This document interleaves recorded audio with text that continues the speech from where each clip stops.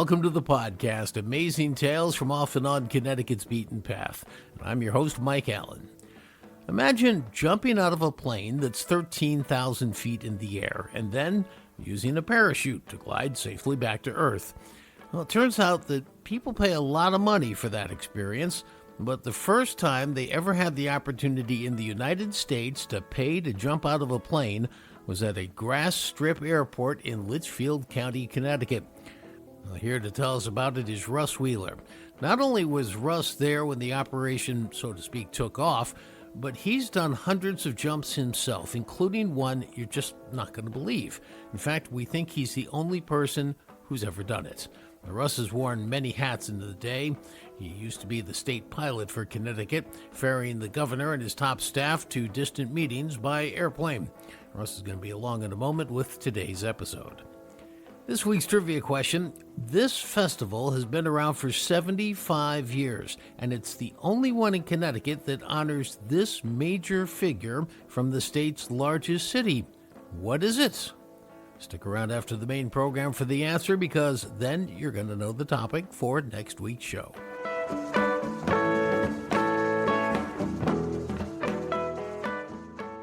Today, an awe-inspiring episode with a man who, quite frankly, threw me a big curve in the midst of our interview.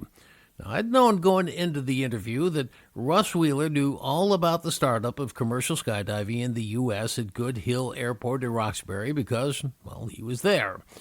What I was shocked to learn with just a basic little question was how many times he himself had jumped over the years, and quite frankly, the unbelievable locations where he has landed. Just wait until you hear that part. Russ kicks off our discussion with the circumstances leading to the first commercial skydiving location being based at a grass landing strip in rural Litchfield County. One of the fellows that was in on the early part of this was Sebastian Pond, and he flew mail between Boston and New York in the old airplanes, and one of them quit at one time when it was fairly close to the field up there, and he landed in that field. And he liked it so much up there that later on he bought the farm, and they had cows and they did farming and everything, but he had the strip where we now operate out of. I think that was in the early 50s. He's had an airplane up there virtually ever since. He flew in World War II, but he flew airmail before that, and that's how they found the field and actually put an airfield in there. But there were no restrictions on that sort of stuff back then. He had an airplane, and he landed there. So let's get back to this. This guy from France, Jacques Estelle, it's like the 1950s. He's almost 30 years old. He's been parachuting in France, and he brings this over now to the United States. And he ends up hooking up with a guy, Lou Sanborn. Jacques Estelle thought that people would like to jump out of airplanes, so he was going to do this sort of stuff, and he's teamed up with Lou Sanborn, and he sent out flyers to lots of places, and Yale was one that picked up on it very aggressively, and a lot of the Yale students wanted to jump out of airplanes. So they came up there, and they got what would be a minimum instruction. The parachute was operated by a ripcord tied to the airplane, a static line. The parachute itself had to open, and the only thing you had to do was drift with the wind. There was very limited forward speed to any parachute or anything else. So wherever you opened, you drifted with the wind back to hopefully where you wanted to land. Now, do I have it right that in those early days, the parachute was not what you call today steerable? It was kind of steerable, but it didn't make any difference. No matter if you were pointed north, south, east, or west, it was going to do what it wanted to do. And the primary thing that it was to do at that point was to let your body down safely, and it did. But it was not landing any place in special. They just checked on the wind and hoped that they picked the right spot in the air to get out to drift back onto the field. Now, I've been in a hot air balloon, and to me, the fascinating part about that was that up there, you don't feel the wind because you're moving with the wind. Is that the same sensation you get when you're skydiving? Well, you certainly could feel the wind when the parachute is closed, when you're just free falling through space. But once the parachute is open, now you feel a little more because you've got forward speed. So it's like driving a convertible car at 15 miles an hour or something. You've got wind. Now, I heard that one of the things Jacques brought over with him from France was a device called the sleeve. And what I've heard about the sleeve was that it was a device that took the experience of the chute opening from very, very painful to very uncomfortable. Would you agree with that? The sleeve is designed so it slides down over the canopy.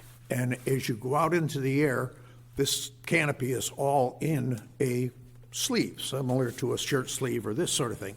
And it is pulled off the canopy, so the canopy opens slowly. As it comes off, the bottom starts to open, and then it gets to the middle, and then the top opens when it disappears, when the sleeve comes off of it. So yes, it slows the opening shock up so you don't get a violent stop. Before that, you could get a stop at falling from, say, 125 miles an hour to 14 miles an hour in about a second and a half. Explain to me, who is this guy, Lou? Lou Sanborn was a military parachutist.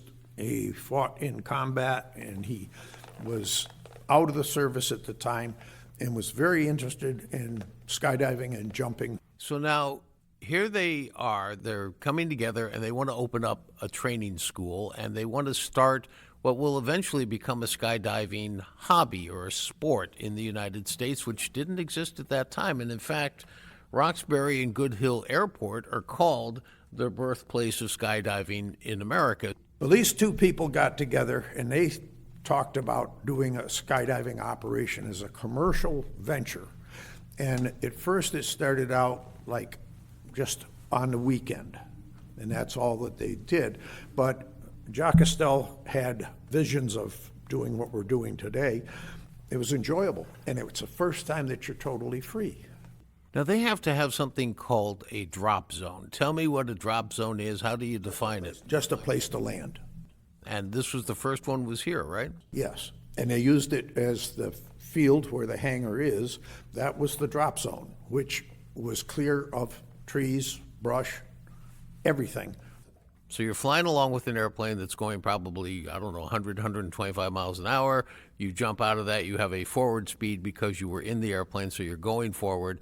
And so you have to sort of guess or figure or calculate where you're going to land, obviously, before you jump out of the airplane. How's that done? Well, at first it was guessing by gosh. But then they figured out that they needed something that would fall at the same rate as an individual that weighs approximately 200 pounds. The parachutist at 200 pounds rates at a specific feet per minute coming down. So now they make what they called a streamer. They used a piece of crepe paper, 21 inches wide. It weighed 5.5 grams and was 21 feet long. And it was taped together, 3 sections. It had a bottom weight on it that was where the weight was. The rest of the crepe paper was just crepe paper. And as you come over where you want to land, and you throw that thing out of the airplane, and it sinks at the same rate as a person hanging in a parachute. So if it lands 200 meters downwind from where you want to land, when you get ready to jump, you go 200 meters upwind. And in theory, it all works very well. Now, in those early days, tell me about your personal involvement. Well, I was working on the farm when these people that I saw were talking and doing, and their first tests of parachuting, sport parachuting, and these two fellows, Lou Sanborn and Jacques Cousteau, came up and talked about it and wanted to jump there, and they made a couple of jumps there, and everything was in pretty good shape. So then Estelle went to different colleges and said, here's a great new sport, try it, it'll cost you so much money. You walk up there in a shirt sleeve that you're in, and everything is provided for you, and you walk off the drop zone after the parachute is opened. So it worked. And a lot of people decided, a lot, at that time it could have been 10, it would be a lot more than was there at the time. Yeah, it grew very quickly into a recreational sport. Now, when this first started, you had the static line, as you call it, and that basically is attached to the plane. So when you jump out, it's going to open the parachute for you. And then they went to a manual system which says you're jumping out of the plane without a static line and you're going to open up a ripcord and open it yourself. Once you're approved for manual operation by a number of things that you have to do, then you can jump out and do what is essentially a jump and pull. You can get to the point where you can jump out at great heights and watch the altimeter. By the time you're going to great heights, you also have a stopwatch that tells you the seconds from the airplane, and you know how far you're going per second, and you cross-check with the altimeter to make sure that at 5,000 feet, you have now spent 20 seconds falling free fall. So you're not just floating through air having a great time, you're having to watch a lot of dials. No, because it's like you can close your eyes and hold your breath for 20 seconds. But then you're going to open your eyes and say, yep, it's time to breathe, and pull a ripcord. You can do basically the same because you have a tendency to know how far you're falling and how many seconds you have been falling. So yeah, for 15 seconds on a 20-second delay, you can be out there doing acrobatics. You can do forward flips, backward flips, go over the side and come around. You can stand straight up or you can stand straight down. But, you're stopping your body from 125 miles an hour to 15 miles an hour in 3 seconds. The first second, the pack opens.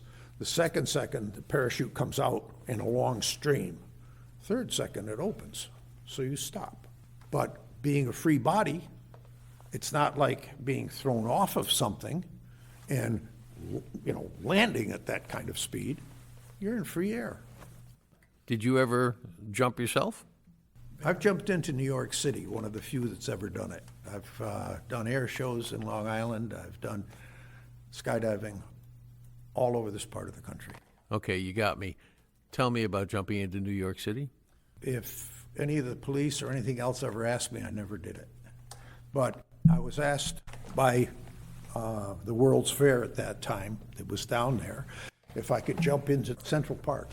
If I could do that with a sign that said, World's Fair is at whatever. And of course, to get permission to do that, right away they say, oh no, you're going to kill yourself, you can't do. So it's, like one said, it's always better to just do it and beg forgiveness than it is to try and get permission. So we figured it out, and we flew down the Hudson River and turned at 42nd Street and came whistling in between the buildings, climbed up between them, and I stepped out with this big sign and landed right in Central Park, where I got picked up by a car that knew I was going to do this sort of stuff and got the hell out of Dodge before any of the police or anything else got to us.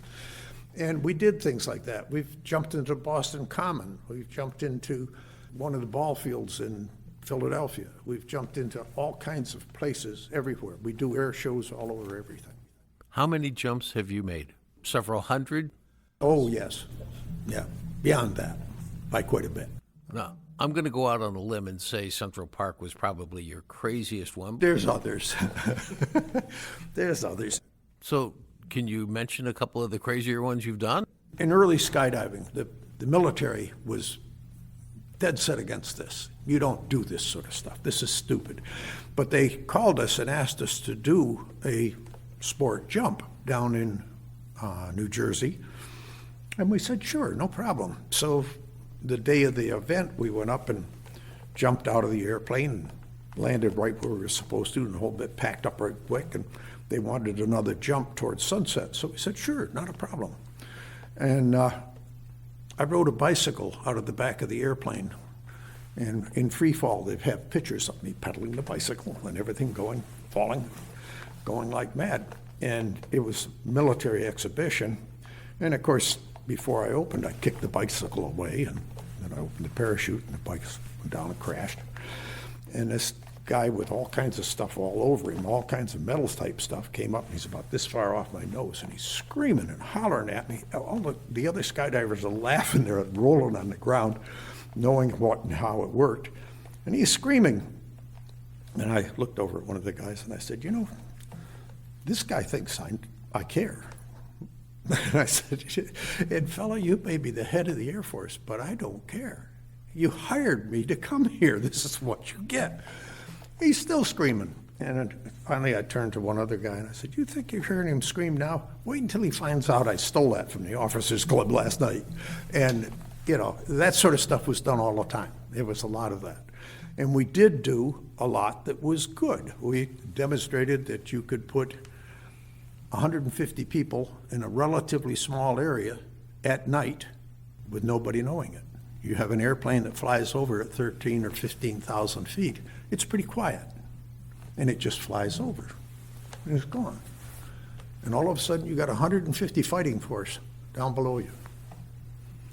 So there were benefits to what we did, and we had a lot of fun doing it.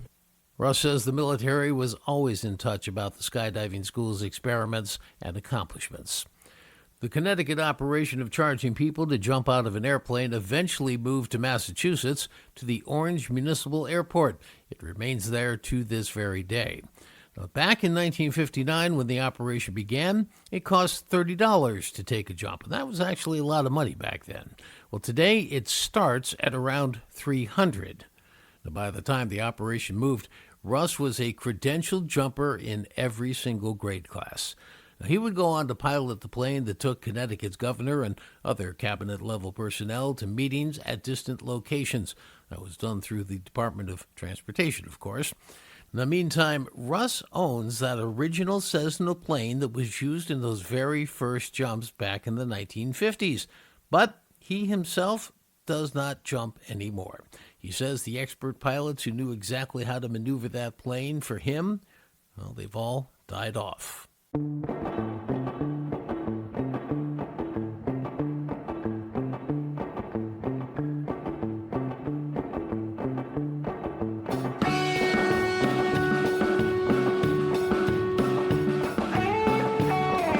Well, that wraps up this episode of Amazing Tales from Off and On Connecticut's Beaten Path. One other fun fact about Russ, he was the first person to parachute into the Yale Bowl in New Haven. I want to thank our guest for today's program, Russ Wheeler, longtime skydiving specialist and one of the pioneers of the sport in the United States. The answer to this week's trivia question, the question was, this festival's been around for 75 years, and it's the only one in Connecticut that honors this major figure from the state's largest city. What is it? And the answer is the Barnum Festival, a major event in the state's largest city, the Park City of Bridgeport. And next week on Amazing Tales CT, we're going to be talking to the 2025 ringmaster for the festival, the man on whose shoulders the effort rests to pull together this incredible undertaking, honoring the world's greatest showman, P.T. Barnum. Amazing Tales from Off and On Connecticut's Beaten Path is a production of True North Associates, LLC. This is Mike Allen. Be safe, and please stay healthy.